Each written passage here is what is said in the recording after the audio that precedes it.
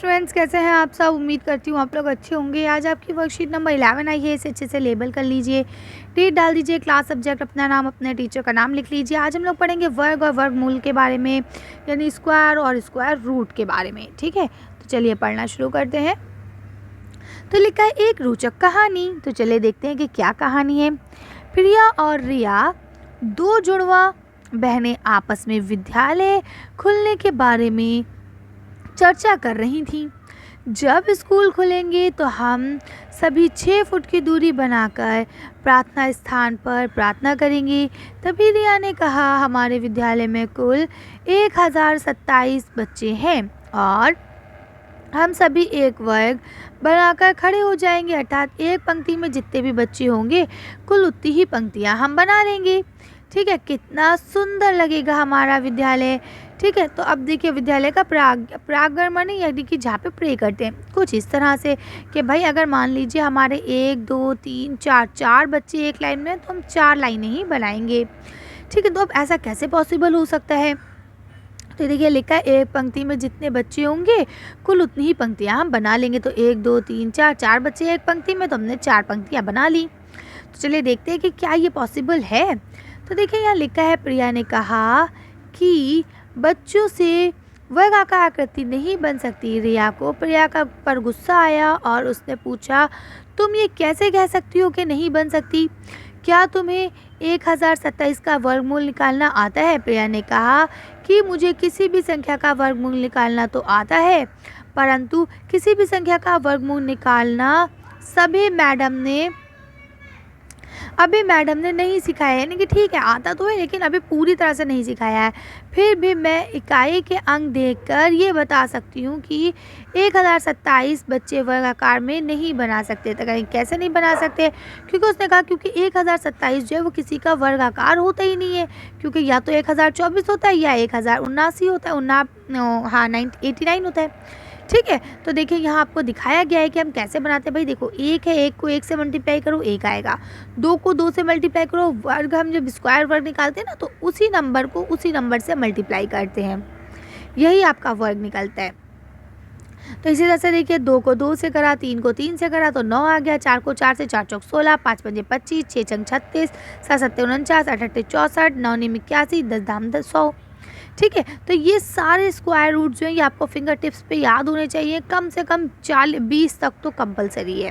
ठीक है, तो 20 तक आप लोग 100% इसे लर्न कर लेंगे कि ये आपके आगे काम आएगा। ठीक है, ऐसे 11 का क्या होगा 121। और अब वर्ग हम जब निकालते हैं तो हमें लास्ट की डिजिट देखनी होती है।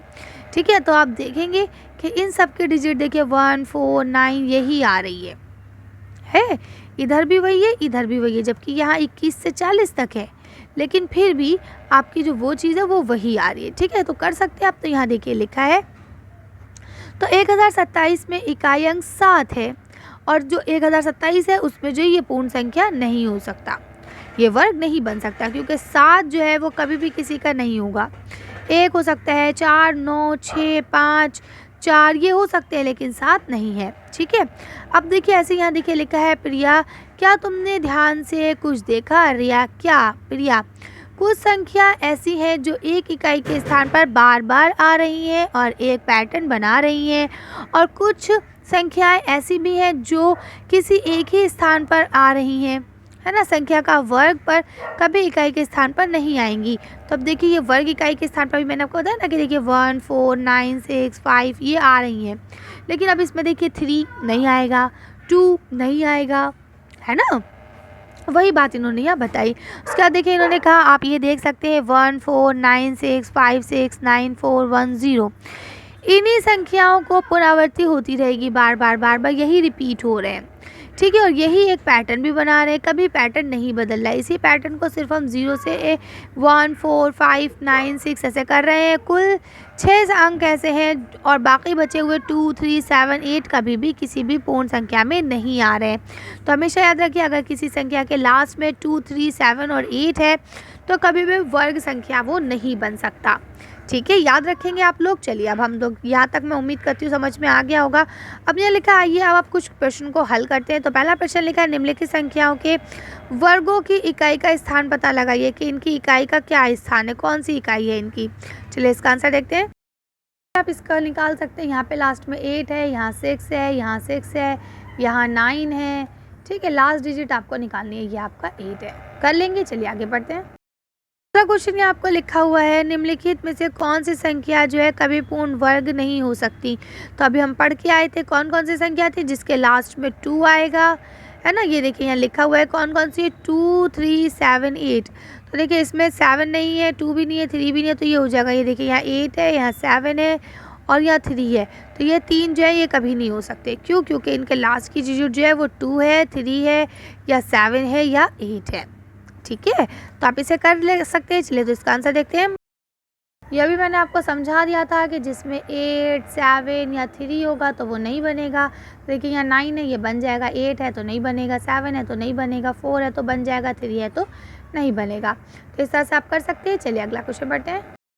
देखिए आपको लास्ट क्वेश्चन लिखा है, निम्नलिखित में से कौन सी संख्या के वर्ग या घन करने पर संख्या की इकाई के स्थान पर कोई भी फर्क नहीं पड़ेगा।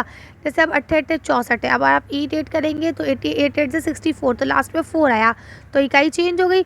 लेकिन अगर आप 5 करेंगे तो 5 पंजे 25 होगा, तो इकाई की जगह पे 5 ही रहेगा, इसमें कोई फ़र्क नहीं पड़ेगा। ठीक है, इसी तरह से अगर आप देखिए तो आपको यहाँ 11 है, तो अब 11 को आप करेंगे तो आपका 121 आएगा, तो लास्ट में 1 की जगह पे 1 ही रहने वाला है। ऐसे ही 7 को करिए, 7 7 क्या होता है 49, तो इसकी जगह पे 9 आ जाएगा, तो ये चेंज होएगा। और 6 छंग 36, तो देखिए लास्ट में 6 ही आएगा, तो ये चेंज नहीं होगा। चलिए इसका आंसर देख के वीडियो फिनिश करते हैं। ये वाली डिजिट है ना, ऐसे आपने लिखा है इसे। अब देखिए इसका लास्ट क्या है 8, तो आपने क्या करा 8 को 8 से मल्टीप्लाई करा, कितना है 64। अब लास्ट की डिजिट देखिए क्या है 4, तो ये लास्ट की डिजिट चेंज हो गई, तो इसमें कहेंगे हाँ पढ़ा फ़र्क। ठीक है, अब यहाँ देखिए यहाँ 5 था, इसे हमने करा 5 5 से 25 हुआ, तो इसमें फ़र्क नहीं पड़ा क्योंकि यहाँ पे भी 5 था, यहाँ पे भी बाद में 5 ही बचा। ऐसे ही इसको देखिए ये क्या है 1, 1 को 1 से करेंगे 1 ही आएगा, तो इसमें भी कोई फ़र्क नहीं पड़ेगा। ठीक है, ऐसे 7 को करेंगे 7 7 से कितना होगा 49, तो इसमें फ़र्क पड़ेगा, तो हम लिखेंगे हाँ यस पड़ा फ़र्क। इसी तरह से देखिए 6 है, तो 6 को 6 से करेंगे कितना आ जाएगा 36, तो इसमें कोई फ़र्क नहीं पड़ेगा क्योंकि लास्ट की डिजिट 6 ही रहेगी। कर लेंगे। चलिए तो आज की वीडियो को हम यही करते हैं। आज की वर्कशीट में बस इतना ही। अगर आपका वीडियो पसंद आई हो तो प्लीज़ इसे लाइक और शेयर करें। अगर अभी तक आपने हमारे चैनल को सब्सक्राइब नहीं किया तो प्लीज़ मेरे चैनल को सब्सक्राइब करें। Thank you for watching.